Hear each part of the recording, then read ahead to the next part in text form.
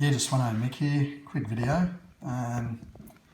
This old blitz here, this belonged to, just trying to get this steady. I'm just having a bit of trouble steadying this up because I'm just videoing off with my iPhone onto my iPad because I've just shared a few photos which are easier to see on the iPad. Now here we have an old blitz, I would say Army surplus World War II blitz. Now this blitz, George Diefenbach, George and Betty Diefenbach of Maleny, long-time residents, all their lives I think, of the Maleny area, both from pioneering families, farming families as I understand. Betty definitely was. She was a Howard, Betty Howard, from a family, I think she said it was 7 big families back then. Now these are people that are in their 80s now, well into their 80s I think, still completely recalling that of the times gone by extremely well. Now, I have got on extremely well with Betty and George Diefenbach for years. Betty and George being the mother of one of my great school friends, Susie Diefenbach. Now Susie, we used to call her Susie, went to school with from earliest classes, went right through to when I left and poor Sue passed away. Sue passed away from cancer in the back in 1978, just before her 15th birthday. Now, Sue was a lovely person and I have very fond memories of Sue. What can I say about Sue? I used to write love letters to Sue and I think Sue might have thought I was half reasonable bloke. I think she did. But lovely person and very sad, one of those pivotal moments in your younger life when you realise people die, and that was one of those, and it was terrible. And we're talking about Sue this morning. I've seen photos of Sue that I'd never seen before, and beautiful photos. And I know her younger brother Dale, 3 or so years younger than I am. I've always got on well with Dale. Like I say, I had a lot to do with Sue when we were going to school. So anyhow, this is George, one of George's 2 blitzes he had. Now this is in the late 1940s. Now I didn't actually talk to him for how long that he actually milled for. I should have, but we're off on a lot of subjects. But here he is. Now his case mill that he had was Maleny's side, on the right hand side, about half a kilometre back from the old cement hill, which is Flighters Hill. I've only ever knew it as a cement hill as a kid because it was cement, and it was one of the only cement roads in the area. Another one being out at Bergen Road out at North Maleny, which I've done a story on in my early Sveno mix.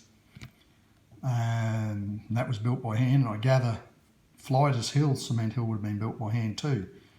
Not sure when it was built, but George had a little case mill on the right hand side of the road, a couple of corners back, and it's in front of the house a lot of people know in the area as the house with the guitar swimming pool.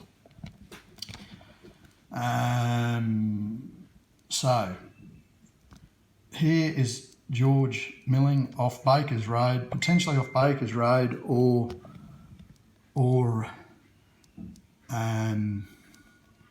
opposite side of the road down in the property where he used to get logs, and he's got a large load but of small flooded gum trees.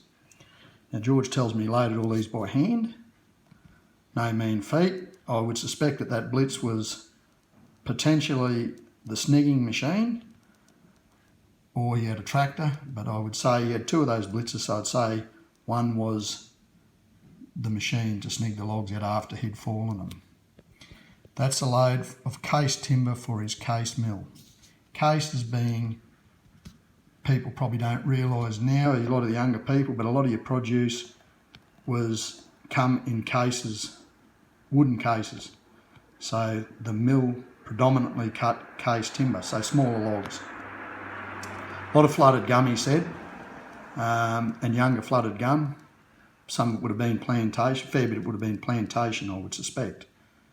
In the early days here, you used to have to, part of the selection is you used to have to keep your land clean, plus it was a farming land. Farming land in the late 40s, early 50s went right up into the 70s, heavily farmed. So here we got, there's Carl's, so here we got, hey, settle down. Here we got a load of case timber, and my little boys are going rank. And here we have the blitz again. So George cut, he snug, he hauled, then he cut all the timber up in his sawmill and then transported it down to the rail sidings in Landsborough, or Beerwah, I think he said. Now this is the documentation to where he had his mill set up on private land, and this is the legal document to say about the rent. Now this is about a 10-page legal document, but clearly you can see 10th of September 1947.